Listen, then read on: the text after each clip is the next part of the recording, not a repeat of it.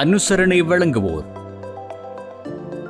இப்போது 280 ரூபாவுக்கு signal 160 gram. இலங்கையில் லாபகரமான விலையில் ஒரு பேக்.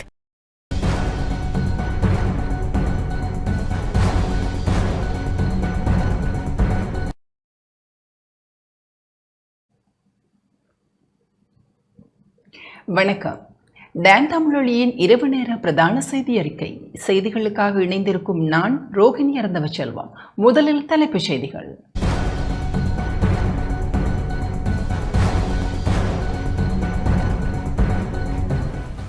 தமிழ் மக்களின் உரிமைகள் நிச்சயம் உறுதிப்படுத்தப்படும் என ஜனாதிபதி அனுரகுமார திஸ்ஸநாயக்க தெரிவிப்பு. உள்ளூராட்சி சபை தேர்தல் முடிந்த பின்னர் மின்சார கட்டணம் அதிகரிக்கப்படும் என எதிர்க்கட்சித் தலைவர் எச்சரிக்கை.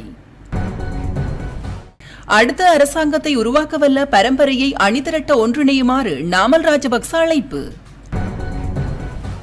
யாழ்ப்பாணத்தில் இலங்கை தமிழரசு கட்சியின் மேதின கூட்டம். எரிபொருள் விலை குறைக்கப்பட்டாலும் பேருந்து கட்டணங்களில் மாற்றமில்லை என தனியார் பேருந்து உரிமையாளர்கள் சங்கம் அறிவிப்பு. முன்னாள் ஜனாதிபதி ரணில் விக்ரமசிங்கவின் பிரதான பாதுகாப்பு அதிகாரி உடன் அமலுக்கு வரும் வகையில் இடமாற்றம்.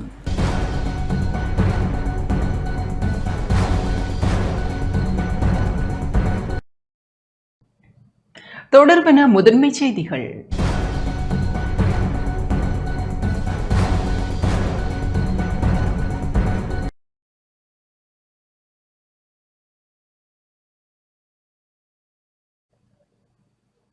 தமிழ் மக்களின் உரிமைகள் நிச்சயம் உறுதிப்படுத்தப்படும் என ஜனாதிபதி அனுரகுமார திஸ்ஸநாயக்க தெரிவித்துள்ளார். தமிழ் மக்களின் உரிமைகள் நிச்சயம் உறுதிப்படுத்தப்படும் என தேசிய ஒருமைப்பாட்டின் ஊடாகவே நாட்டை கட்டியெழுப்ப முடியும் எனவும் ஜனாதிபதி அனுரகுமார திஸ்ஸநாயக்க தெரிவித்துள்ளார். தேசிய மக்கள் சக்தி ஆட்சிக்கு வந்தமையை தொடர்ந்து நடத்தும் முதலாவது மேதின கூட்டம் கொழும்பு காலிமுகத்திடலில் பிரதமர் ஹரணி அமரசூரிய தலைமையிலான அமைச்சரவை அமைச்சர்கள், பிரதி அமைச்சர்கள், மக்கள் விடுதலை முன்னணியின் முக்கியஸ்தர்கள், ஏராளமான ஆதரவாளர்களின் பங்கேற்புடன் இன்று இடம்பெற்றது. இந்த மேதின கூட்டத்தில் கலந்து கொண்டு உரையாற்றிய போதே ஜனாதிபதி இதனை தெரிவித்துள்ளார். தேசிய ஒருமைப்பாடு அவசியமாகும். தேசிய ஒருமைப்பாடு இன்றி நாட்டில் முன்னோக்கி பயணிக்க முடியாது. தேசிய ஒருமைப்பாட்டிற்கான விருப்பு வடக்கு கிழக்கு மக்கள் எமக்கு வெளிப்படுத்தியுள்ளனர். அதன் காரணமாகவே அவர்களின் கட்சிகளை புறக்கணித்து எமக்கு வாக்களித்துள்ளனர். ஆகவே நாம் அந்த மக்களை கைவிடப் போவதில்லை. தமிழ் மக்களின் மொழி, காணி உரிமை, வாழும் உரிமை மற்றும் அவர்கள் இந்த நாட்டின் பிரஜைகளாக வாழும் உரிமையை உறுதிப்படுத்துவோம். எம்முடைய நாட்டை கட்டியெழுப்ப வேண்டும் என்றால் இந்த விடயங்கள் பூர்த்தியாக்கப்பட வேண்டும். பிளவுபடுத்தும் அரசியலை முடிவுறுத்தி ஒன்றிணைந்த அரசியலை உருவாக்கியுள்ளோம். அந்த அதிகாரத்தை ஏற்படுத்தியுள்ளோம். இதுவே நாம் பெற்றுள்ள வெற்றியாகும். அத்துடன் பலமான அரசு சேவை அவசியமாகும். நாம் பலமான அரசு சேவையை உருவாக்குவோம். அரசு சேவைக்கு ஆட்சேர்ப்பையை மேற்கொள்ள ஆரம்பித்துள்ளோம். நாட்டில் அரசியலில் பரிவர்த்தனை இடம்பெற்றுள்ளது. சட்டம் அனைவருக்கும் சமமாகியுள்ளது. அத்தகைய நாட்டை நாம் உருவாக்கியுள்ளோம். ஊழல் மோசடி ஆணைக்குழுவிற்கு நன்றிகளை தெரிவித்துக் கொள்ள விரும்புகின்றோம். சட்டத்தின் முன் அனைவரும் சமமானவர்கள். அதற்கான அதிகாரம் இடப்பட்டுள்ளது. அதனை ஆணைக்குழு உரியவாறாக நிறைவேற்றுகின்றது. சட்டத்திற்கு அனைவரும் கட்டுப்பட வேண்டும். சர்வதேசத்தின் மத்தியில் வங்குரோத்து அடைந்த நாடாக வீழ்ச்சி கண்டிருந்தது. அதனை நாம் மாற்றியுள்ளோம். அதன் காரணமாக நிறுத்தப்பட்ட அபிவிருத்தி திட்டங்கள் ஆரம்பிக்கப்பட்டுள்ளன. ஊழல் மோசடிகள் அற்ற நிர்வாகத்தை கொண்டு நடத்த தேவையான நடவடிக்கைகளை முன்னெடுத்து வருகின்றோம். எமக்கு வெளியே உள்ள சவால்கள் நிறைவடைந்துள்ளன. மாறாக எமது பக்கமே சவால் உள்ளது. சிறந்த எதிர்காலத்தை உருவாக்குவதற்கான பயணத்தை ஆரம்பித்துள்ளோம். அந்த சவாலை எதிர்கொள்ள அணிதிரளுமாறு தெரிவித்துக் கொள்ள விரும்புகின்றோம். நிறைவேற்றுத்துறை தேசிய மக்கள் சக்தியிடம் உள்ளது. ஆகவே உள்ளூராட்சி மன்றங்கள், பிரதேச சபைகளும் தேசிய மக்கள் சக்தி வசமாக்க வேண்டும். அதனூடாகவே நாட்டை முன்னோக்கி கொண்டு செல்ல முடியும். உள்ளூராட்சி மன்றங்கள் ஊழல் மிகுந்ததாக இருந்தால் அபிவிருத்திகள் தடைப்படும்.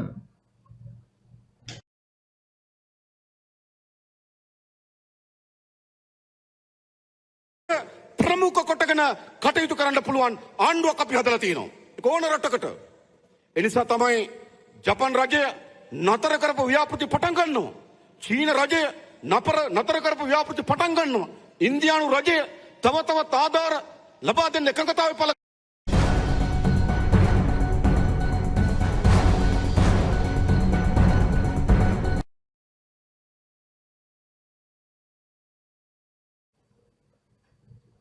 உள்ளூராட்சி சபை தேர்தல் முடிந்த பின்னர் மின்சார கட்டணம் அதிகரிக்கப்படும் என எதிர்க்கட்சித் தலைவர் சஜித் பிரேமதாச எச்சரிக்கை விடுத்துள்ளார். உள்ளூராட்சி சபை தேர்தலில் ஐக்கிய மக்கள் சக்திக்கு ஆதரவாக அரசாங்கத்திற்கு சிவப்பு எச்சரிக்கையை வழங்க மக்கள் அணிதிரள வேண்டும் என எதிர்க்கட்சித் தலைவர் சஜித் பிரேமதாச அறைகூவல் விடுத்துள்ளார். இன்று நுவரெலியா தலவாக்கலையில் இடம்பெற்ற வேதன கூட்டத்தில் உரையாற்றுகையில் இவ்வாறு குறிப்பிட்டார். மின்சார கட்டணம் குறைக்கப்படும் என அனுர் அரசாங்கம் உறுதியளித்தது. ஆனால் தேர்தல் முடிந்த பின்னர் மின்சார கட்டணம் அதிகரிக்கப்பட உள்ளது என எமக்கு தகவல் கிடைத்துள்ளது. மின்சார கட்டணத்தை 33% குறைப்பதற்கு நடவடிக்கை எடுக்கப்படும் என கூறியவர்கள் இன்று மக்களை ஏமாற்றுகின்றனர். எனவே இந்த அரசாங்கத்திற்கு சிவப்பு எச்சரிக்கையை விடுவிப்பதற்கான உள்ளூராட்சி சபை தேர்தலில் ஐக்கிய மக்கள் சக்தியை மக்கள் ஆதரிக்க வேண்டும். மக்களை எல்லா வழிகளிலும் ஏமாற்றி வரும் இந்த அரசாங்கத்திற்கு உள்ளூராட்சி சபை தேர்தலில் பாடம் கற்பிக்க வேண்டும். நாட்டு மக்களுக்கு உப்பை கூட பெற்றுக் கொடுக்க முடியாதவர்களே இன்று ஆட்சி பீடத்தில் உள்ளனர். நாட்டில் சட்டம் ஒழுங்கு அமுலில் இல்லை. பாதாள குழுக்கள் சட்டத்தை கையில் எடுத்துள்ளன. வீட்டுக்குள்ளும் நடு தெருவிலும் கொலைகள் இடம்பெறுகின்றன. நீதிமன்றத்திற்குள் கூட துப்பாக்கி சூடு நடத்தப்படும் நிலைமை காணப்படுகின்றது. தற்பொழுது காட்டாட்சியே நாட்டில் நிலவுகின்றது என குறிப்பிட்டுள்ளார்.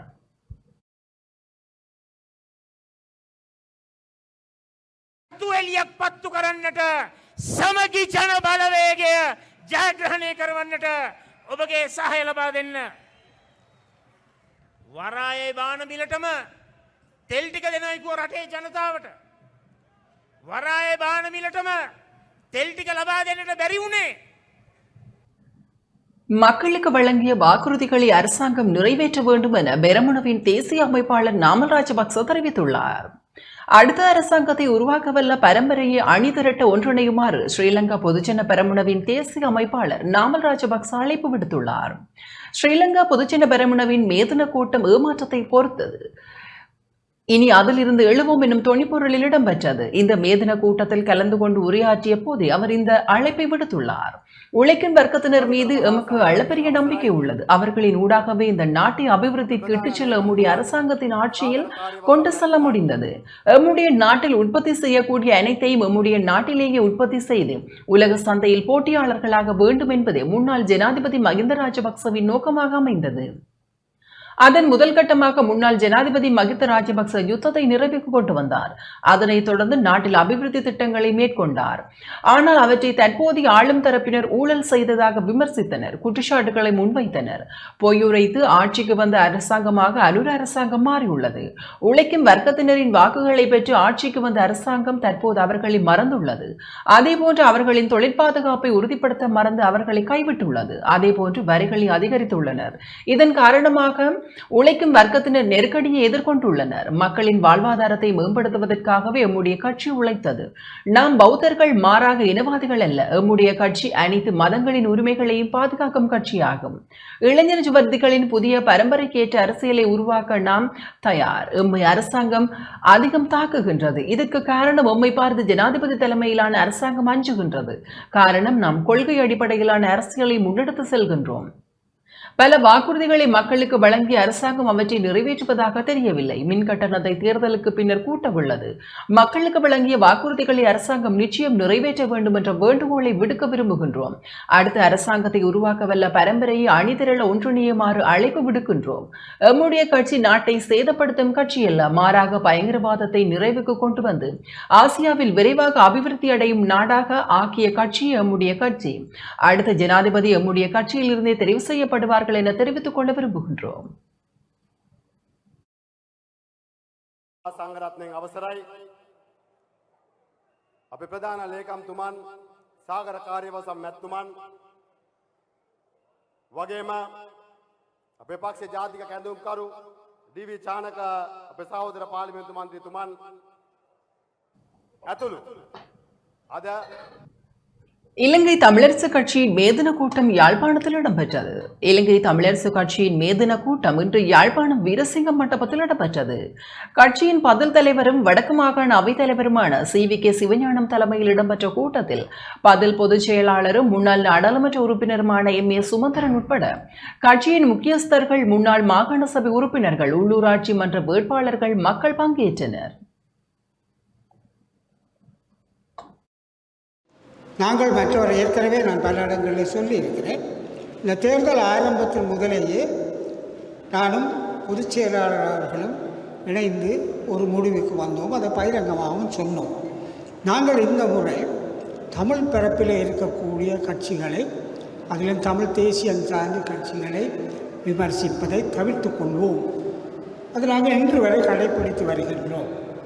ஆனால் பலர் பலவிதமாக எங்களை விமர்சிக்கிறார்கள். சில சமயங்களிலே பதிலளிக்க வேண்டும் போன்ற ஒரு எரிச்சலும் வருகிறது. ஆனால் நாங்கள் எடுத்த முடிவை தேர்தல் முடியும் வரை கடைப்பிடிக்கவே விரும்புகிறோம்.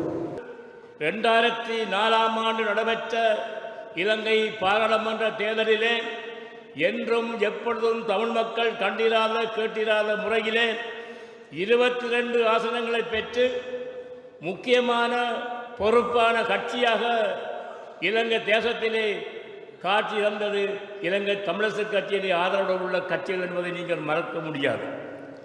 அப்படிப்பட்ட கட்சியிலே இணைந்து செயல்பட்ட பெரியார்கள், அரசியல்வாதிகள் இன்று என்ன சொல்லுகின்றார்கள்? தாங்கள் தேசியத்திற்காக போராடுகின்றோம் என்றார்கள். இந்த தேசியத்திற்காக போராடுகின்ற அத்தனை பேரும் இலங்கை தமிழரசு கட்சியிலே இருந்து விலகியது, நீங்கியது காரணம் தங்களுடைய சுயநல கோரிக்கையின் காரணமாகவே தவிர மக்களுடைய அரசியல் கோரிக்கைக்காக அல்ல என்பதை நீங்கள் புரிந்து கொள்ள வேண்டும். என்று கூறுகின்றார்கள் தாங்கள் தேசியவாதிகள் என்று. தேசத்திற்காக உயிரை கொடுத்து போராடுவதற்கும் நாங்கள் தயார் என்று கூறுகின்றார்கள்.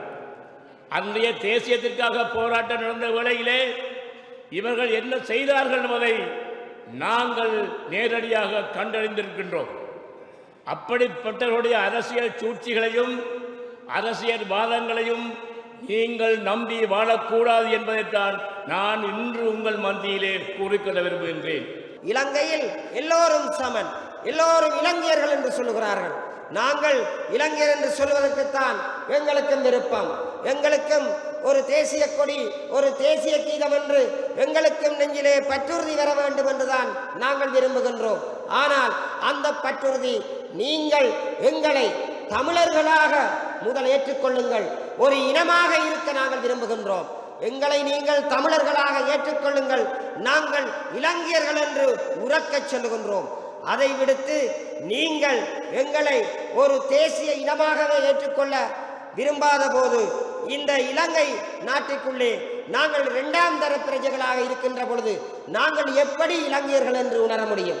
அதனால் தான் நாங்கள் சொல்லுகின்றோம், நீங்கள் உண்மையான இடதுசாரிகள் இல்லை, நீங்கள் இனவாதிகள், நீங்கள் சிங்கள பௌத்த மேலாதிக்கவாதிகள், நீங்கள் எங்கள் நாட்டில் விளைகின்ற உப்புக்கே உங்களுடைய சிங்கள பெயரை வைத்தவர்கள். ஆனையிரவு உப்பு என்று சொல்வதில் உங்களுக்கு என்ன பிரச்சனை?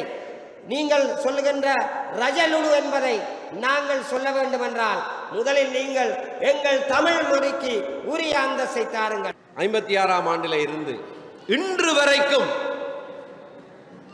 பிரதான தமிழ் கட்சியாக இலங்கை தமிழரசு கட்சி தான் மிளிர்ந்து கொண்டிருக்கிறது. இன்று வரைக்கும் இன்றைக்கும் பாராளுமன்றத்திலே 3வது பெரிய கட்சியாக இருப்பது இலங்கை தமிழரசு கட்சி தான். உதிரிகள் சில இருக்குது. யாழ்ப்பாணத்திலிருந்து இன்னொரு கட்சியிலிருந்து ஒரு ஆள் இருக்கிறார், வன்னியிலிருந்து வேறொரு கட்சியிலிருந்து இன்னொரு ஆள் இருக்கிறார்கள். அது இந்த தேர்தல் முறையில் வருகிற சில விடயங்கள். ஆனால் தமிழ் மக்களுடைய நம்பிக்கைக்கு பாத்திரமான, கொள்கைக்காக கட்சியை உடைத்து பிரித்து தனியாக சென்ற தந்தை செல்வாவை இன்று வரைக்கும் அவர் ஸ்தாபித்த கட்சி 75 வருடங்களுக்கு பிறகும் இலங்கை தமிழரசு கட்சி தான் தமிழ் மக்களுடைய நம்பிக்கையை பெற்ற பிரதான கட்சி. அதில் எந்தவித மாற்றமும் கிடையாது. அது உருவானதற்கான காரணம் எப்படியாக ஏறத்தாழ 200 வருடங்களுக்கு முன்னராக மே தினம் ஒரு விடுமுறை தினமாக அனுஷ்டிக்கப்பட வேண்டும் என்று போராட்டம் நடத்தி தொழிலாளர் வர்க்கத்துக்காக அதை வெற்றி பெற்றுக் கொடுத்தார்களோ அதை போல தொழிலாளர் வர்க்கத்துக்காக தமிழர் ஒற்றுமை என்று சொல்லப்படுகிற விடயத்தையும் தூக்கி எறிந்து தொழிலாளர் வர்க்கத்துக்காக புதுக்கட்சியை ஸ்தாபித்த எங்களுடைய தலைவரை நாங்கள் நினைவு கூறுகிறோம். தொழிற்சங்கங்கள், வெகுஜன மற்றும் சிவில் அமைப்புகளுடன் இலங்கை ஆசிரியர் சங்கம் இணைந்து நடத்திய கூட்டு மேதின பேரணி இன்று யாழ்ப்பாணத்தில் நடைபெற்றது. இன்று முற்பகல் யாழ்ப்பாணம் மத்திய பேருந்து நிலையத்தில் ஆரம்பமான குறித்த பேரணி நகர் பகுதி ஊடாக பயணித்து யாழ் பொது நூலகம் முன்பாக நிறைவு பெற்றது. பேரணியில் தமிழர்களின் சுய நிர்ணய உரிமையை அங்கீகரி, அதிபர் ஆசிரியர் ஆசிரிய ஆலோசகர்களின் சம்பள முரண்பாட்டை உடனடியாக நீக்கு, மலையக தொழிலாளர்களுக்கு நியாயமான சம்பளத்தை வழங்கு, கடற்றொழிலாளர் எதிர்நோக்கும் பிரச்சனைகளுக்கு தீர்வை வழங்கு, விவசாயிகள் எதிர்நோக்கும் உற்பத்தி சந்தைப்படுத்தல் தொடர்பான பிரச்சனைகளுக்கு தீர்வு வழங்கு உள்ளிட்ட சில கோரிக்கைகள் முன்வைக்கப்பட்டன. வடக்கு மாகாண தொழிற்சங்கங்களின் சம்மேளனத்தின் ஏற்பாட்டில் மே தின பேரணி இன்று யாழ்ப்பாணத்தில் இடம்பெற்றது. நல்லூர் கந்தசுவாமி கோவில் முற்றலில் இருந்து இன்று காலை 9 மணிக்கு ஆரம்பமான மே தின மோட்டார் சைக்கிள் பேரணி ஆரியகுளம் சந்தி ஸ்டான்லி வீதி ஊடாக யாழ்ப்பாண நகரை அடைந்து யாழ்ப்பாண மாவட்ட செயலகம் அருகிலுள்ள YMCA மண்டபத்தில் நிறைவு பெற்றது. டாபிந்து கூட்டு ஒன்றியத்தின் மேதின ஊர்வலமும் நிகழ்வும் இன்று கிளிநொச்சி மாவட்டத்தில் இடம்பெற்றது. காகாக்கடை சந்தையில் இருந்து கிளிநொச்சி கூட்டுறவு மண்டபம் வரை நடைபவனி மற்றும் அமைதி பேரணி இடம்பெற்றது. தொடர்ந்து மண்டப நிகழ்வுகளும் இடம்பெற்றன. பெண்களுக்கு சம ஊதியம், சம உரிமை, தொழில் உரிமையை உறுதி செய்ய வேண்டும் என்பதனை வலியுறுத்தி பெண்கள் கவனஈர்ப்பில் ஈடுபட்டனர். 1984 நிறுவப்பட்ட ஒரு லாப நோக்கமற்ற அமைப்பாக டாபிந்து கூட்டு ஒன்றியம் கட்டுநாயக்க மற்றும் ஏகம சுதந்திர வர்த்தக வலயம் வடக்கில் வவுனியா மற்றும் கிளிநொச்சி ஆகிய பகுதிகளை மையமாக கொண்டு பெண் தொழிலாளர்களின் உரிமைகளை பாதுகாப்பதையும் மேம்படுத்துவதையும் நோக்காக கொண்டுள்ளது. மாவட்டத்தில் பெண் தொழிலாளர்கள் அதிகமாக இருக்கிறார்கள். அவர்கள் தொழில் செய்யும் ஆடைகள் அனைத்துமே வெளிநாடுகளுக்காக ஏற்றுமதி செய்கிறார்கள். அங்கிருந்து வரிப்பணங்கள் இவர்கள் தெரிந்து வேண்டப்படுது. ஆனால் அப்படி இருந்தும் அவர்களது உரிமைகள் அவர்களுக்கு சரியாக கிடைக்கப்படுறதில்லை. அவர்கள் நாட்டில் பெண்கள் கூடுதலாக ஆடை தொழிற்சாலையிலேயே தொழில் புரிந்து அவர்கள் தைக்கும் உடைகள் மேலதிக நாடுகளுக்கு தான் ஏற்றுமதி செல்லுது. அப்படியான தொழில் செய்கிற மக்கள் இங்கிருந்து தச்சு வழங்கப்படும் பொருட்களை அங்க வரிப்பணம் செலுத்தி தடை செய்யப்பட்டதால எங்களோட வருமானம் பாதிக்கப்படுகிறது. மாவட்டத்தில் பெண் தொழிலாளர்கள் அதிகமாக இருக்கிறார்கள். அவர்கள் தொழிலாளர் தினமான இன்று மன்னார் மாவட்டத்தில் உள்ள மீனவ கிராமங்களில் மேதின கொண்டாட்ட நிகழ்வுகள் இடம்பெற்றன. மன்னார் வங்காளை கிராம மக்கள் இம்முறை மேதினத்தை சிறப்பாக கொண்டாடியுள்ளனர். வங்காளை மீனவ சங்கம், மீனவ கூட்டுறவு சங்கம் மற்றும் வங்காளை விளையாட்டுக் கழகம் கூட்டாக இணைந்து மேதின நிகழ்வுகள் ஏற்பாடு செய்திருந்தன. வங்காளை கிராமத்தில் மீன்பிடித்துறையில் அமைந்துள்ள சொருபத்தடியில் இன்று காலை மேதின கொண்டாட்ட நிகழ்வு திருப்பலியுடன் ஆரம்பித்து வைக்கப்பட்டது. கிராம மக்கள் யாவரும் ஒன்று திரண்டு மீன்பிடி துறைமுகத்தில் போட்டி நிகழ்வுகளில் ஈடுபட்டனர். நீச்சல் போட்டி, பெரிய மற்றும் சிறிய படகுகளின் போட்டி, பெண்களுக்கான கயிறு இழுத்தல், சங்கீத கத்திரை, சறுக்குமரம் ஏறல் உட்பட பல போட்டி நிகழ்வுகள் இடம்பெற்றன. இதில் வங்காளை கடற்படையினர் மற்றும் போலீசார் உள்ளிட்ட பல்வேறு தரப்பினரும் பங்கேற்றனர். இதேவேளை மன்னார் பேசாலை மீனவ கிராமத்திலும் மேதின நிகழ்வு கொண்டாட்டங்கள் இடம்பெற்றன. பேசாலை கடற்கரையில் அமைந்துள்ள சூசியப்பர் சிற்றாலயத்தில் மேதின சிறப்பு திருப்பலி ஒப்புக் கொடுக்கப்பட்ட பின்னர் கடல் ஆசீர்வதிக்கப்பட்டது. தொடர்ந்து மேதின நிகழ்வுகளும் இடம்பெற்றன. திருகோணமலை மூதூர் மல்லிகைத்தீவு கிராமத்தில் உலக தொழிலாளர் தின நிகழ்வுகள் இன்று நடைபெற்றன. தொழிலாளர்களை கௌரவிக்கும் வகையில் மூதூர் மல்லிகைத்தீவில் உள்ள உழவர் சிலைக்கு மாலை அணிவிக்கப்பட்டது. மூதூர் மல்லிகைத்தீவு கிராம மக்கள் இந்த நிகழ்வை ஏற்பாடு செய்திருந்தனர். பிரதேசத்தில் உள்ள தொழிலாளர்கள், விவசாயிகள், இளைஞர்கள், பொதுமக்கள் என பலரும் கலந்து சிறப்பித்தனர். மட்டக்களப்பு காத்தான்குடியில் மேதினத்தையொட்டி இன்று பாதசாரிகளுக்கும் பொதுமக்களுக்கும் குளிர்பானங்கள் வழங்கப்பட்டன.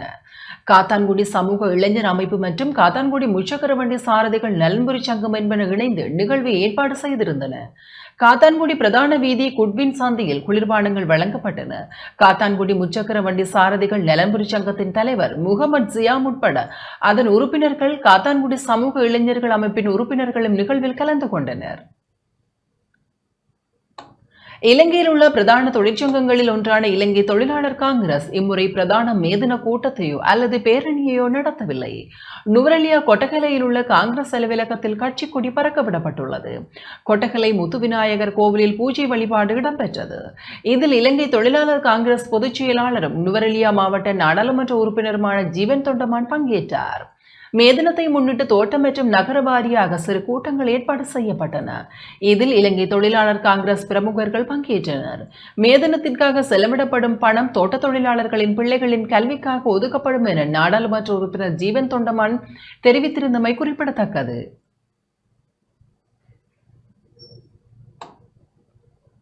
மலையக மக்கள் சக்தியின் மேதின கூட்டமும் தொழிலாளர் கௌரவிப்பும் இன்று நுவரெலியா கொட்டகலையில் இடம்பெற்றது. பொருளாதார நெருக்கடிக்கு மத்தியில் தமது பிள்ளைகளை பல்கலைக்கழகங்களுக்கு அனுப்பிய 22 பெற்றோர்கள் பொன்னாடி அணிவித்து கௌரவிக்கப்பட்டதுடன் அவர்கள் பல்கலைக்கழக கல்வியை தொடர நிதியுதவியும் வழங்கி வைக்கப்பட்டது. இதன்போது மலையக மக்கள் சக்தியின் மேதின பிரகடனம் வெளியிடப்பட்டது. மலையக கலைஞர்களின் இசை நிகழ்ச்சியும் இடம்பெற்றது. மலையக மக்கள் சக்தியின் தலைவர் ராமன் செந்தூரன் தலைமையில் இடம்பெற்ற கூட்டத்தில் கல்விமான்கள், தொழிலாளர்கள், கலைஞர்கள் பங்கேற்றனர். நாட்டில் யுத்தம் முடிந்து 2009ஆம் ஆண்டில் யுத்தம் முடிந்து பல்கலைக்கழகங்கள் நாடு முழுவதும் பல்கலைக்கழகங்கள் அமைக்கப்பட்டு வருகின்றது. கிளிநொச்சியில் இருந்தால் யாழ்ப்பாண பல்கலைக்கழகம், யாழ்ப்பாண வளாகம் என்று அமைக்கப்பட்டது. இப்பொழுது தனியாக வவுனியாவுக்கு பல்கலைக்கழகம் அமைக்கப்படுகிறது. மட்டக்களப்பில் அதே போல் அமைக்கப்படுகின்றது. ருகுணு பல்கலைக்கழகத்தின் வளாகம் அமைக்கப்படுகின்றது. கொழும்பு பல்கலைக்கழகத்தின் வளாகம் அமைக்கப்படுகின்றது. பதுளையில் அமைக்கப்பட்டிருக்கின்றது. ஆனால் மலையகத்தில் மாத்திரம் இந்த பேராதனை பல்கலைக்கழகத்தின் ஊடாக எங்களுக்கு தனி பல்கலைக்கழகம் வேண்டாம். இப்போதைக்கு பேராதனை பல்கலைக்கழகத்தின் வளாகம் ஒன்று கொட்டக்கலையில் அமைக்கப்பட வேண்டும். செங்கொடி சங்கத்தின் மேதின ஊர்வலம் நுவரெலியா ஹட்டன் மல்லிகைப்பூ சந்தையில் இருந்து ஹட்டன் நகரசபை வரை இடம்பெற்றது. பொறுத்தது போதும், சுரண்டலுக்கு எதிராக போராடுவோம், எமது தொழிலில் பாதுகாப்பு, அரசின் கடமை, வீடுகளில் வேலை செய்பவர்களும் தொழிலாளர்களை போன்ற வாசகங்கள் எழுதப்பட்ட பதாதைகள் ஏந்திய வண்ணம் பெண்கள் ஊர்வலத்தில் பங்கேற்றனர். இங்கு கருத்து வெளியிட்ட இலங்கை தொழிலாளர் செங்கொடி சங்கத்தின் ஆலோசகரும் வீட்டு வேலை தொழிலாளர்களும் ஸ்தாபகருமான மேனகா கந்தசாமி, தொழிலாளர்களின் வறுமையை பயன்படுத்தி முதலாளித்துவவாதிகள் உரிமைகளை நசுக்குவதனை ஒருபோதும் அனுமதிக்கப் போவதில்லை எனவும் அதற்கு எதிராக போராடுவோம் எனவும் தெரிவித்தார். இன்று எமது தொழிலாளர்கள் பாதுகாப்பு இழக்கப்பட்ட நிலையில் இருக்கின்றார்கள். குறிப்பாக மலையக தொழிலாளர்களை நாம் எடுத்து பார்த்தோமேயானால் அவர்கள் சிதறடிக்கப்படுகின்றார்கள்.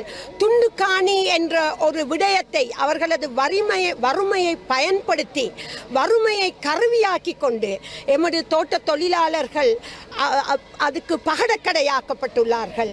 எமது தொழிலாளர்களுக்கு இன்று தொழில் உரிமைகள் சகலதும் இல்லாமல் போய்கொண்டிருக்கின்றது. எனவே இந்த 2025ஆம் ஆண்டு மே தினத்தில் இலங்கை தொழிலாளர் செங்கொடி சங்கமும் வீட்டு வேலை தொழிலாளர் சங்கமும் இணைந்து ஓரணி திரண்டு இன்று நாங்கள் உரிமை குரலை எழுப்புகின்றோம். எமது தொழிலாளர்களை நசுக்க விடமாட்டோம். எரிபொருள் விலை குறைக்கப்பட்டாலும் பேருந்து கட்டணங்களில் மாற்றமில்லை என தனியார் பேருந்து உரிமையாளர்கள் சங்கம் தெரிவித்துள்ளது. எரிபொருள் விலை குறைக்கப்பட்டுள்ள போதிலும் பேருந்து கட்டணங்களில் திருத்தம் செய்யப்பட மாட்டாது என மாகாண தனியார் பேருந்து உரிமையாளர் சங்கத்தின் தலைவர் சரத் விஜயகுமார் தெரிவித்துள்ளார். ජාතික ප්‍රතිපත්තිය අනුව මිල සූත්‍රය අනුව අඩුවීමක් වෙනවා නම් අපි ඒ බස් ගාස්තු අඩුවීමට එකඟයි. හැබැයි මිල සූත්‍රය අනුව බස් ගාස්තු අඩු කරන්න ප්‍රතිශතය එන්නේ නැහැ. எரிபொருள் விலை குறைக்கப்பட்டுள்ளது. ஆயினும் குறிப்பிடத்தக்க வீதத்தில் குறைக்கப்படவில்லை. ஆதலால் பேருந்து கட்டணங்களில் திருத்தம் மேற்கொள்ளும் சாத்தியம் கிடையாது. ஏனென்றால் கொள்கையின் பிரகாரம் விலை சூத்திரத்தின் அடிப்படையிலேயே கட்டணங்களில் மாற்றத்தை ஏற்படுத்த முடியும். மிக குறைவான வீதத்தில் எரிபொருள் விலை குறைக்கப்படும் போது அது சிரமமான காரியமாகும். சுமார் 30 ரூபாவால் விலை குறைக்கப்பட்டிருந்தால் கட்டண குறைப்பு தொடர்பில் சாத்தியமான தீர்மானத்தை எடுத்திருக்க முடியும். බස් ගාස්තු අඩු කරන්න ප්‍රතිශතය එන්නේ නැහැ.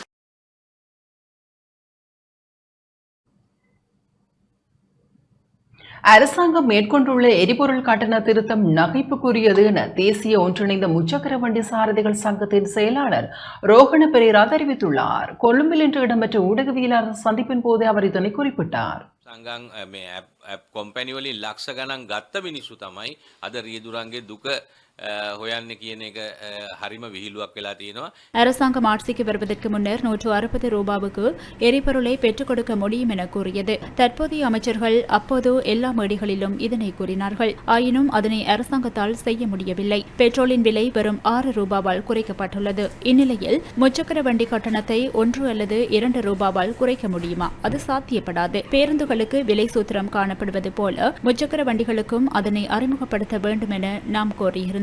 ஆனால் தேசிய போக்குவரத்து ஆணைக்குழு அதனை பொருட்படுத்தவில்லை. உயர்வான எரிபொருள் விலை காரணமாகவும் முச்சக்கர வண்டிகளை இயக்கும் முகவர்களாலும் நாம் பெரிதும் பாதிக்கப்பட்டுள்ளோம். அரசாங்கம் அதற்குரிய நடவடிக்கை எடுக்க வேண்டும். எதிர்வரும் தேர்தலில் மக்கள் தமது அதிருப்தியை வெளிப்படுத்துவார்கள் என நான் எதிர்பார்க்கிறேன். සංගම් මේ ඇප් කොම්පැනි වලින් ලක්ෂ ගණන් ගත්ත මිනිස්සු තමයි අද රියදුරන්ගේ දුක හොයන්න කියන එක හරිම විහිළුවක් වෙලා තියෙනවා. முன்னாள் ஜனாதிபதி ரணிலின் பிரதான பாதுகாப்பு அதிகாரி இடமாற்றம் செய்யப்பட்டுள்ளார். முன்னாள் ஜனாதிபதி ரணில் விக்ரமசிங்கவின் பிரதான பாதுகாப்பு அதிகாரியை உடன் அமலுக்கு வரும் வகையில் இடமாற்றம் செய்ய போலீஸ் தலைமையகம் நடவடிக்கை எடுத்துள்ளது. அதன்படி முன்னாள் ஜனாதிபதியின் பிரதான பாதுகாப்பு அதிகாரியான பிரதான போலீஸ் பரிசோதகர் அசோக ஆரியவன்ச காங்கேசந்துறை போலீஸ் பிரிவிற்கு உடன் அமலுக்கு வரும் வகையில் இவ்வாறு இடமாற்றம் செய்யப்பட்டுள்ளார். இந்த இடமாற்றம் இன்று முதல் அமலுக்கு வந்துள்ளதாக போலீஸ் தலைமையக வட்டாரங்கள் தெரிவிக்கின்றன. இதற்காக போலீஸ் ஆணைக்குழுவின் அனுமதி கிடைத்துள்ளதாக தெரிவிக்கப்பட்டுள்ளது. பிரதான போலீஸ் பரிசோதகர் அசோக ஆரியவன்ச ரணில் விக்ரமசிங்கவின் பாதுகாப்பு பிரிவில் 23 வருடங்கள் பணியாற்றியுள்ளதோடு அவரது பிரத்யேக பாதுகாப்பு அதிகாரியாகவும் 15 வருடங்கள் பணியாற்றியுள்ளார்.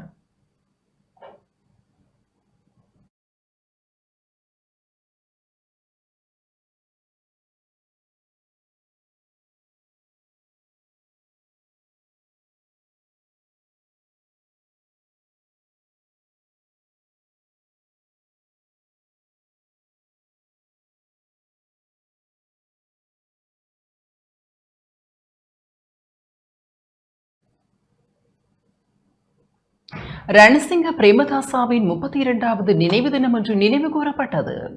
இலங்கையின் மறைந்த முன்னாள் ஜனாதிபதி ரணசிங்க பிரேமதாசாவின் 32வது நினைவு தினம் என்று அனுஷ்டிக்கப்பட்டது. இதனை முன்னிட்டு கொழும்பு புதுக்கடை பகுதியில் அமைந்துள்ள ரணசிங்க பிரேமதாசாவின் உருவச்சிலை வைக்கப்பட்டுள்ள இடத்தில் நினைவேந்தல் நிகழ்வு இடம்பெற்றது. எதிர்க்கட்சித் தலைவர் சஜித் பிரேமதாச, அவரது பாரியார் ஹேமா பிரேமதாச மற்றும் நாடாளுமன்ற உறுப்பினர்கள், முக்கியஸ்தர்கள் பலர் இந்த நிகழ்வில் கலந்து கொண்டனர்.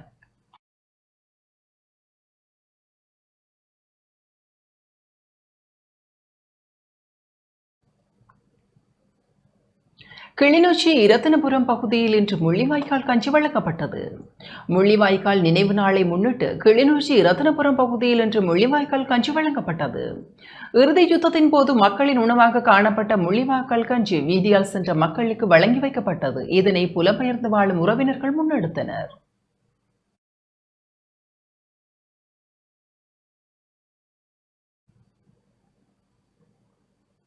உள்ளூராட்சி சபை தேர்தல் தொடர்பில் யாழ்ப்பாண மாவட்டத்தில் 94 முறைப்பாடுகள் பதிவாகியுள்ளதாக மாவட்ட தேர்தல் தெரிவத்தாட்சி அலுவலர் மான பிரதீபன் தெரிவித்துள்ளார். யாழ்ப்பாண மாவட்டத்தில் உள்ளூராட்சி சபை தேர்தலுக்கான அனைத்து ஏற்பாடுகளும் பூர்த்தியாகியுள்ள நிலையில் துறைசார் அதிகாரிகள் தயார் நிலையில் இருப்பதாக யாழ்ப்பாண மாவட்ட தேர்தல் தெரிவத்தாட்சி அலுவலர் மான பிரதீபன் தெரிவித்துள்ளார். இன்று யாழ்ப்பாண மாவட்ட செயலகத்தில் ஊடகங்களுக்கு கருத்து வெளியிடுகையில் இவ்வாறு குறிப்பிட்டார். 240 கடந்த 24, 25, 28 மற்றும் 29ஆம் தேதிகளிலே நடைபெற்ற தபால் மூல வாக்களிப்பு யாழ்ப்பாண மாவட்டத்திலே 292 அஞ்சல் வாக்களிப்பு நிலையங்களிலே நடைபெற்றிருந்தது. அந்த வகையிலே யாழ்ப்பாண மாவட்டத்திலே ஏற்றுக்கொள்ளப்பட்ட தபால் மூல விண்ணப்ப படிவங்களாக 21,064 காணப்பட்டன. இதுவரையிலே எங்களுக்கு வாக்களிக்கப்பட்ட 20,659 வாக்குச்சீட்டுகள் கிடைக்கப்பெற்றிருக்கின்றன. அதிலே 20,548 வாக்களிக்கப்பட்டவையும் வாக்களிக்கப்படாத 111 வாக்குச்சீட்டுகளும் எங்களுக்கு கிடைக்கப்பெற்றிருக்கின்றன. இதே வேளையிலே மேலும் 405 வாக்குச்சீட்டுகள் எங்களுக்கு கிடைக்க வேண்டிய நிலையில் இருக்கின்றன. அது பெரும்பாலும் நாளை எங்களுக்கு அவ்வளவு முழுமையான அந்த வாக்குச்சீட்டுகளும் எங்களுடைய அலுவலகத்திற்கு கிடைக்கப்பெறும்.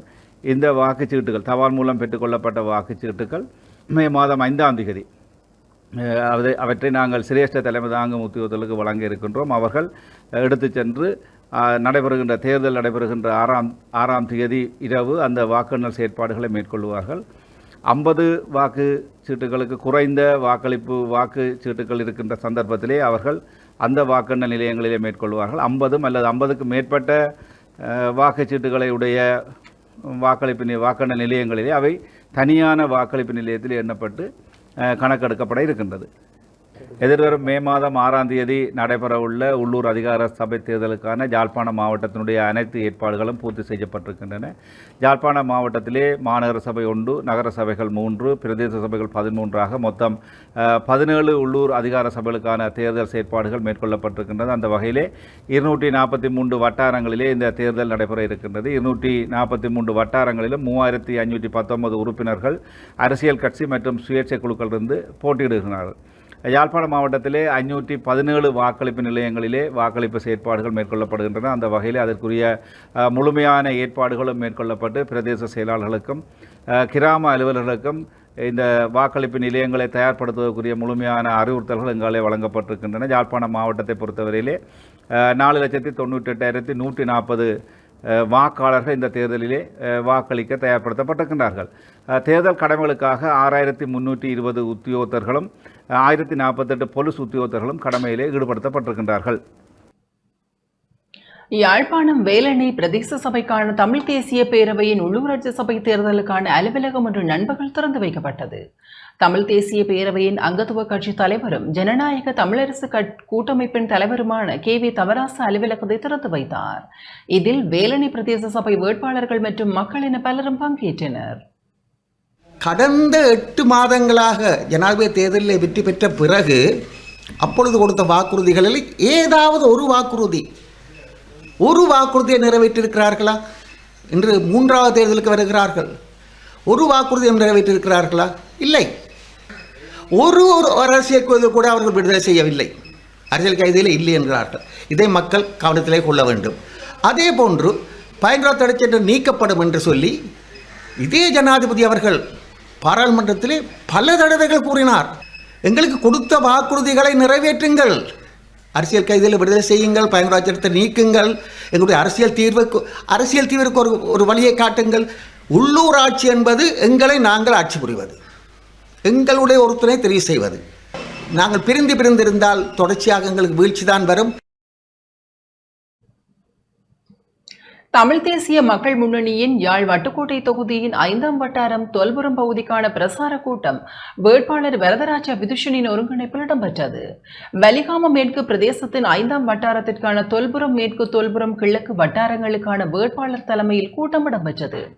கூட்டத்தில் முன்னாள் நாடாளுமன்ற உறுப்பினர் சரவணபவன், தமிழ் தேசிய மக்கள் முன்னணியின் ஊடக பேச்சாளர் கனகரத்னம் சுகாஸ், தமிழ் தேசிய மக்கள் முன்னணியின் வட்டுக்கோட்டை தொகுதி செயல்பாட்டாளர்கள் என பலரும் கலந்து கொண்டனர். உள்ளூராட்சி சபை தேர்தலில் யாழ்ப்பாணம் சாவகச்சேரி நகரசபை நுண்ணாவில் மேற்கில் ஜனநாயக தமிழ் தேசிய கூட்டணியின் மக்கள் சந்திப்பு இடம்பெற்றது. வட்டார வேட்பாளர் முத்துலிங்கம் கோகுலராஜை ஆதரித்து குறித்த மக்கள் சந்திப்பு முன்னெடுக்கப்பட்டது. இந்த சந்திப்பில் புலட் அமைப்பின் தலைவரும் முன்னாள் நாடாளுமன்ற உறுப்பினருமான தானா சித்தார்த்தன், EPRLF தலைவரும் முன்னாள் நாடாளுமன்ற உறுப்பினருமான சுரேஷ் பிரேமச்சந்திரன், வடக்கு மாகாண சபை முன்னாள் உறுப்பினர் பாவன கஜதீபன் பொதுமக்கள் கலந்து கொண்டனர். நாங்கள் கடந்த தேர்தலில் விட்ட தவறை திருத்துவது என்பது ஒன்று, எங்களுக்கு கிடைத்த அதிகாரத்தை மீளவும் அரசாங்கத்திட்ட ஒப்படைக்காமல் இருக்கிறது என்பது இன்னொன்று. மற்றது எங்களுடைய அபிவிருத்திகளை நாங்களே செய்து கொள்வோம். அதுக்கு நீங்கள் கொழும்பில் இருந்து சிங்களாக்கள் எங்களுக்கு குடும்பி கட்டவும் தேவையில்லை, தோடு போடவும் தேவையில்லை, நாங்களே எங்களோட விஷயங்களை பார்த்துக்கொள்வோம் என்பது இன்னொரு விஷயம். கடந்த பாராளுமன்ற தேர்தலில் சுரேஷன் சொன்னார், தமிழ் மக்கள் தவறு செய்திருக்கின்றார்கள். JVPக்கு வாக்களித்ததன் மூலம் வடகிழக்கில் ஏறக்குறைய வடகிழக்கு முழுக்கவே JVP மிக அதிகப்படியான பாராளுமன்ற உறுப்பினர்களை தெரிவு செய்தது. இதன் மூலம் அவர்கள் செய்கின்ற வேலை என்னவென்றால், வடகிழக்கிலே தமிழ் மக்களுக்கு என்று ஒரு இனப்பிரச்சனை கிடையாது, ஏனென்றால் எங்களுடைய பாராளுமன்ற உறுப்பினர்கள் அப்படி கூறவில்லை என்று சொல்லி இங்கு மாத்திரமல்ல, சர்வதேச ரீதியாக அனுரகுமார இந்தியாவுக்கு சென்றிருந்த போது பிரதமர் மோடி அவர்களுக்கும் அதை சொல்லியிருக்கின்றார்.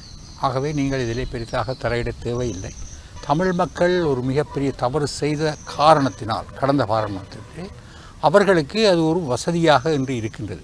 தமிழ் மக்கள் நன்றாக யோசித்து தமிழ் தேசிய கட்சிக்கு வாக்களிக்க வேண்டியது கட்டாயமான ஒரு தேவை என்று. அக்மிமன பிரதேச சபையின் வருமான ஆய்வாளர் கைது செய்யப்பட்டுள்ளார். இளஞ்சம் பெற்ற சம்பவம் தொடர்பாக வருமான ஆய்வாளர் ஒருவரை இளஞ்சம் ஊழல் விசாரணை ஆணைக்குழு அதிகாரிகள் கைது செய்துள்ளனர். அக்மிமன பிரதேச சபையின் வருமான ஆய்வாளராக பணியாற்றி வந்த ஒருவரை இவ்வாறு கைது செய்யப்பட்டுள்ளார். மேற்படி நபர் நடைபெறவுள்ள உள்ளூராட்சி மன்ற தேர்தலுக்கான வேட்பாளராகவும் போட்டியிடுவதாக தெரிவிக்கப்படுகிறது. காலி பகுதியை சேர்ந்த ஒருவர் வழங்கிய முறைப்பாட்டினை தொடர்ந்து சந்தேக நபர் கைது செய்யப்பட்டுள்ளார். காலி உணவட்டுண பிரதேசத்தில் இயங்கி வரும் முறைப்பாட்டாளருக்கு சொந்தமான உணவகத்தில் 2025ஆம் ஆண்டுக்கான வர்த்தக அனுமதி பத்திரத்தை வழங்குவதற்காகவே 25,000 ரூபாவை குறித்த அதிகாரி லஞ்சமாக கோரியுள்ளார்.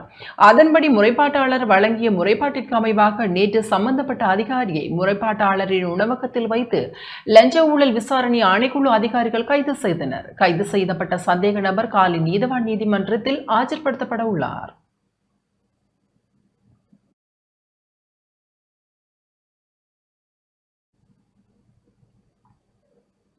ரயில் நிலையங்களை தூய்மைப்படுத்தும் வேலை திட்டத்தின் அங்குரார்ப்பண நிகழ்வு கொழும்பு கோட்டை ரயில் நிலையத்தில் இடம்பெற்றது. இந்நிகழ்வில் மத்திய சுற்றாடல் அதிகார சபை மற்றும் டார்லி பட்டர் நிறுவனம் ஆகிய இணைந்து செயல்பாடு செய்த புகையிரத நிலையங்களை தூய்மைப்படுத்தும் வேலை திட்டத்தின் அங்குரார்ப்பண நிகழ்வு கொழும்பு கோட்டை புகையிரத நிலையத்தில் நேற்று இடம்பெற்றது.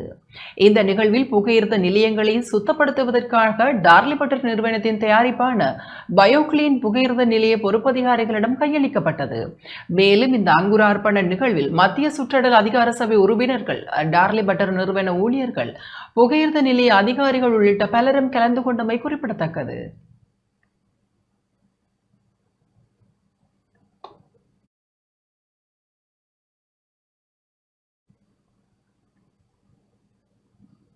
உரத்தின் விலையை அரசாங்கம் உயர்த்தியுள்ளதாக விவசாயிகள் கவலை வெளியிட்டுள்ளனர்.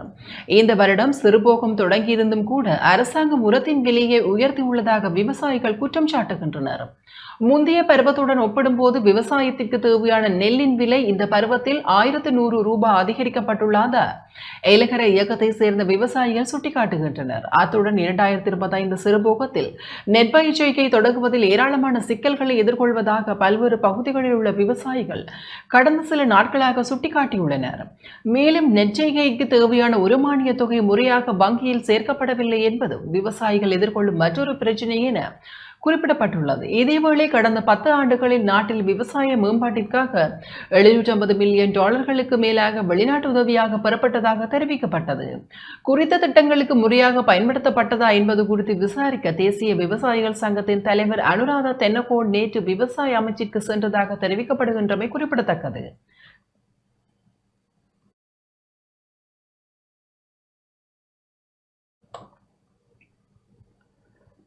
யாழில் ராணுவ உயர் பாதுகாப்பு வலயத்தில் இருந்து ஒரு தொகுதி காணிகள் இன்றைய தினம் உத்தியோகபூர்வமாக விடுவிக்கப்பட்டன. யாழ்ப்பாணம், தெல்லிப்பளை மற்றும் பருத்தித்துறை பிரதேசத்தில் ராணுவ உயர் பாதுகாப்பு வலயத்தினுள் இருந்து ஒரு தொகுதி காணிகளை இன்றைய தினம் உத்தியோகபூர்வமாக விடுவிக்கப்பட்டன. யாழ்ப்பாண மாவட்ட கட்டளை தளபதி மேஜர் ஜெனரல் ஜெகம்பத்தினால் விடுவிக்கப்பட்ட ஒரு தொகுதி உயர் பாதுகாப்பு வலய காணிகளுக்கான பத்திரங்கள் மாவட்ட பதில் செயலாளர் மருதலிங்கம் பிரதீபனுடன் உத்தியோகபூர்வமாக கையளிக்கப்பட்டன. அதன் அடிப்படையில் வசாவிளான் பகுதியில் 20 ஏக்கர் காணிகளும், மாங்கொல்லை பகுதியில் 15 ஏக்கர் நிலங்களும், திக்கம் பகுதியில் 5.7 ஏக்கர் காணிகளுமாக சுமார் 40.7 ஏக்கர் காணிகள் விடுவிக்கப்பட்டன. நிகழ்வில் காணிக்கான மேலதிக அரசு அதிபர் எஸ். ஸ்ரீமோகன், வலிகாமம் வடக்கு பிரதேச செயலாளர், பருத்தித்துறை பிரதேச செயலாளர் உள்ளிட்டவர்கள் கலந்து கொண்டனர். யாழ்ப்பாணம் மாவட்டத்தினுடைய உயர் பாதுகாப்பு வலய காணிகள் இன்று யாழ்ப்பாணம் மாவட்ட கட்டளை தளபதி அவர்களால் எங்களிடம் உத்தியோகபூர்வமாக கையளிக்கப்பட்டிருக்கின்றது.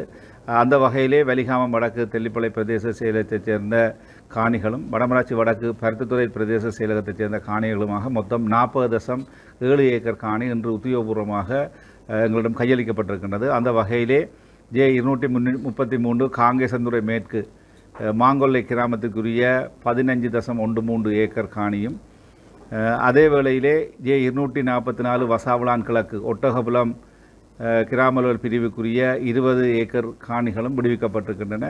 இந்த காணிகள் இன்று உத்தியோகபூர்வமாக கையளிக்கப்பட்டிருப்பினும் இது தொடர்பாக அங்கு புதைக்கப்பட்டிருக்கின்ற கண்ணிவெடிகள் தொடர்பான பரிசோதனைகள் எங்களால் நாளை மேற்கொள்ளப்பட இருக்கின்றது. அதன் பின்னர் மக்கள் தங்களுடைய காணிகளுக்குள் செல்லக்கூடிய ஏற்பாடு மேற்கொள்ளப்பட்டிருக்கின்றது. அந்த வகையிலே பிரதேச செயலாளருக்கு வேண்டிய அறிவுறுத்தல் வழங்கப்பட்டிருக்கின்றது. இந்த விடுவிக்கப்பட்ட பிரதேசத்துக்குரிய பொதுமக்கள் தங்களுடைய பதிவுகளை உடனடியாக நாளைய தினம் தெல்லிப்பளை பிரதேச செயலகத்தில் மேற்கொண்ட பின்னர் அவர்களுக்குரிய அறிவிப்பை நாங்கள் நாளை மறுதினம், ஏனால் இந்த காணி தொடர்பாக நாங்கள் ஒரு முழுமையான கண்ணிவெடி பரிசோதனையை மேற்கொள்ள வேண்டியிருக்கின்றது. இதற்கு மேலதிகமாக அடுத்த கட்டமாக வடமராட்சி வடக்கு பருத்தித்துறை பிரதேச செயலகத்தைச் சேர்ந்த J400 அல்வாய் வடக்கு கிராம பிரிவைச் சேர்ந்த திக்கம் கிராமத்திலே 16.54 ஏக்கர் காணி விடுவிப்பதற்குரிய நடவடிக்கை முன்னெடுக்கப்பட்டு வருகிறது. அந்த காணிகள் 33 குடும்பங்களுக்கு சொந்தமாக இருக்கின்றது. ஆகவே அதிலே சில நடைமுறைகள், அந்த காணிகளிலே அவர்களுடைய இராணுவத்தினுடைய அகற்ற வேண்டிய பொருட்கள் அல்லது அவர்களுடைய தேவைப்பாடுகள் இருக்கின்ற காரணத்தினால் அதற்குரிய நடவடிக்கைகள் முன்னெடுக்கப்பட்டிருப்பதாகவும் விரைவிலே அந்த காணியும் முடிவுக்குரிய ஏற்பாடுகள் மேற்கொள்ளப்பட்டிருக்கின்றதாகவும் யாழ்ப்பாணம் மாவட்டத்தினுடைய கட்டளை தளபதி அவர்களாலே எனக்கு இன்று தெரிவிக்கப்பட்டிருக்கின்றது. ஆகவே அந்த வகையிலே அந்த காணியும் மிக விரைவிலே விடுவிப்பதற்குரிய சாத்தியக்கூறுகள் காணப்படுகின்றது என்பதையும் தெரிவித்துக் கொள்கின்றேன். திருகோணமலை கிண்ணியாவில் வீதிகள் வெள்ளத்தில் மூழ்கின. திருகோணமலை கிண்ணியாவில் நேற்று மாலை பெய்த கனமழையால் வீதிகள் வெள்ளத்தில் மூழ்கியுள்ளன. குடியிருப்புகளும் வெள்ள நீர் உட்புகுத்ததனால் மக்களின் அன்றாட வாழ்க்கை பாதிக்கப்பட்டுள்ளது.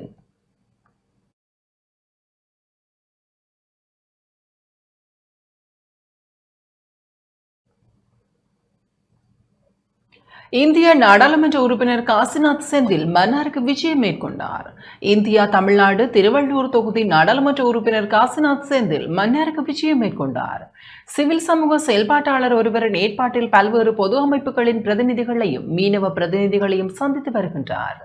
அந்த வகையில் நேற்று மன்னார் பிரஜைகள் குழு தலைவர் அருட்தந்தை மார்க்கஸ் அடிகளாரை சந்தித்தார். இதில் பொது அமைப்புகள், சிவில் அமைப்புகள் மற்றும் மீனவ அமைப்புகளின் பிரதிநிதிகள் பங்கேற்றனர்.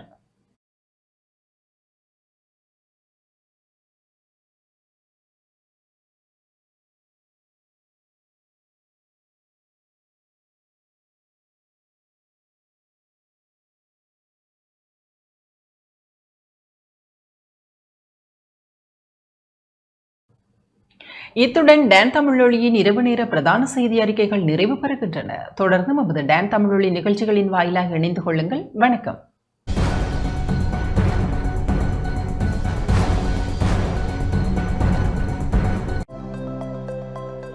அனுசரணை வழங்கியோர்.